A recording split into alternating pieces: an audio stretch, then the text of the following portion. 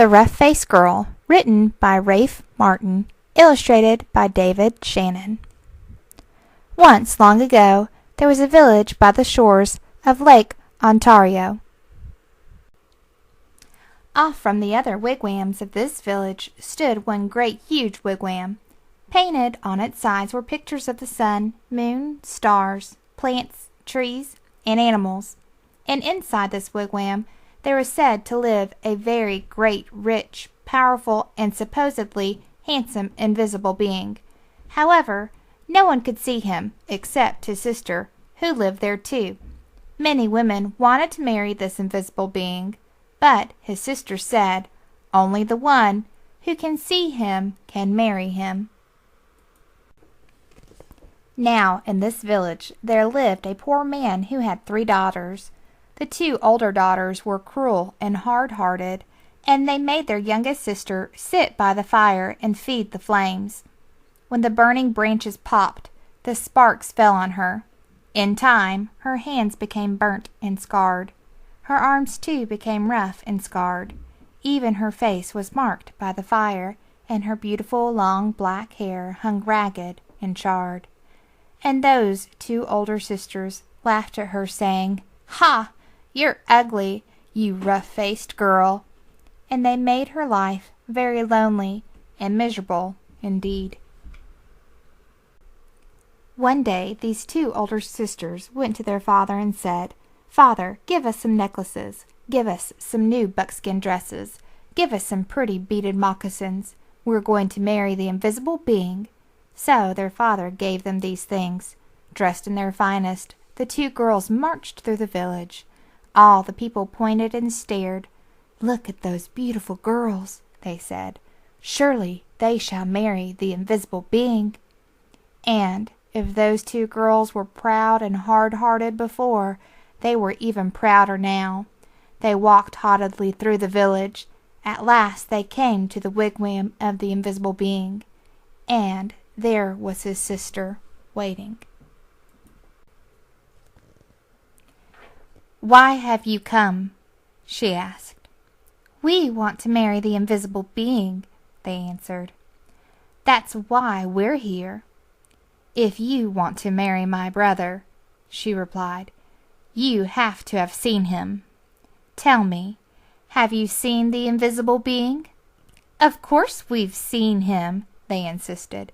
"Can't you see how pretty we are? Can't you see the beautiful clothes we wear? Oh, yes, anyone can tell that we've truly seen the invisible being." "All right," she said quietly. "If you think you've seen him, then tell me, what's his bow made of?" And suddenly her voice was swift as lightning and strong as thunder. His bow?" they stammered in surprise. "His bow. We know. But turning desperately to one another, they whispered, "What shall we say? Let's say it's the oak tree." So they said, "It's the great oak tree." "No," said the sister of the invisible being. "No." Oh, she saw at once how they lied. "Tell me," she continued, "if you think you've seen my brother, the invisible being, then what's the runner of his sled made of?" We know," cried those 2 sisters. But whispering feverishly again, they wondered, "What shall we say? What shall we say? Let's say it's the green willow branch." "No," said the sister when she heard. "No. You have not seen my brother. Now go home." "Just test us fairly," they exclaimed. "We've seen him. Just don't ask us all these silly questions." "All right," said the sister of the invisible being. "Come with me." And she took them back to the great wigwam and sat them in the seats furthest from the entrance, the guest seats. Soon they heard footsteps coming along the path. Then something stepped inside. Though they heard breathing, the 2 sisters still couldn't see a thing. Suddenly, a great bow and a beaded quiver of arrows appeared in the air and were set down. But though those two girls sat there, their eyes wide, all through that night they never saw a thing more, and in the morning they had to go home ashamed. The next day the rough-faced girl went to her father and said, "Father, may I please have some beads? May I please have a new buckskin dress and some pretty moccasins? I'm going to marry the invisible being, for wherever I look, I see his face." But her father sighed. "Daughter," he said, "I'm sorry. I have no beads left for you, only some little broken shells. I have no buckskin dress, and as for moccasins, all I have left are my own old, worn, cracked, and stretched out pair from last year, and they're much too big." But she said, "Whatever you can spare, I can use." So he gave her these things. Then she found dried reeds, and, taking the little broken shells, she strung a necklace. She stripped birch bark from the dead trees and made a cap, a dress, and leggings. Then, with a sharp piece of bone, she carved in the bark pictures of the sun, moon, stars, plants, trees, and animals.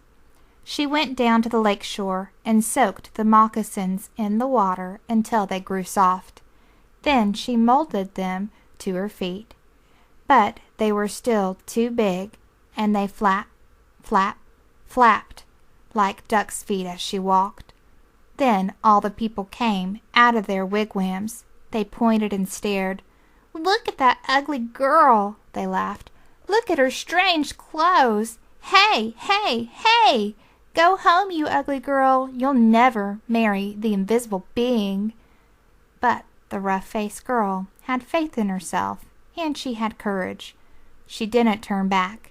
She just kept walking right through the village.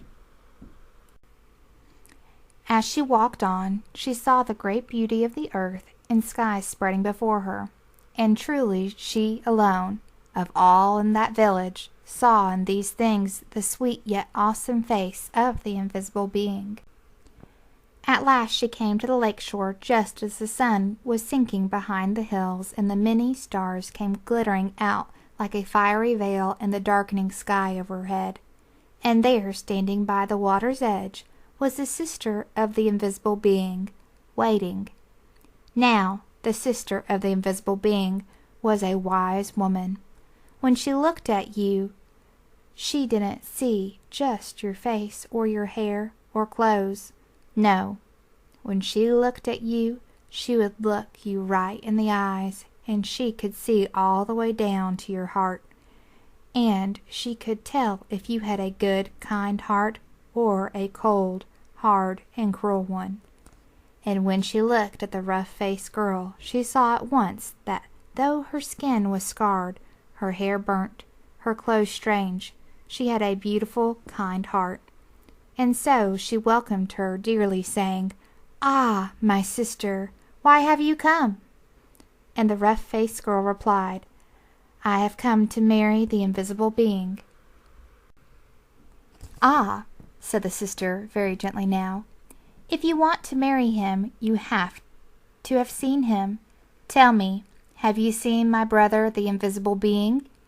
And the rough-faced girl said, "Yes." "All right, then," said the sister. "If you have seen him, tell me, what's his bow made of?" And the rough-faced girl said, "His bow? Why, it's the great curve of the rainbow." "Ah!" exclaimed the sister in excitement. "Tell me," she asked, "if you have seen my brother, the invisible being, what's the runner of his sled made of?" And the rough-faced girl, looking up into the night sky, said, "The runner of his sled? Why, it's the spirit road, the Milky Way of stars that spreads across the sky." "Ah!" cried the sister in wonder and delight. "You have seen him. Come with me." and taking the rough-faced girl by the hand, she led her back to the great wigwam and sat her in the seat next to the entrance, the wife's seat. Then they heard footsteps coming along the path, closer and closer. The entrance flap of the wigwam lifted up, and in stepped the invisible being. And when he saw her sitting there, he said, "At last we have been found." Then, smiling kindly, he added, "And oh, my sister, but she is beautiful." And his sister said, "Yes." The sister of the invisible being then gave the rough-faced girl the finest of buckskin robes and a necklace of perfect shells. "Now bathe in the lake," she said, "and dress in these." So the rough-faced girl bathed in the waters of the lake. Suddenly all the scars vanished from her body, her skin grew smooth again, and her beautiful black hair grew and long and glossy as a raven's wing. Now anyone could see that she was indeed beautiful. But the invisible being and his sister had seen that from the start.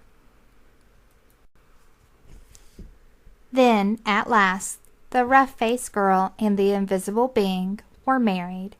They lived together in the great gladness and were never parted.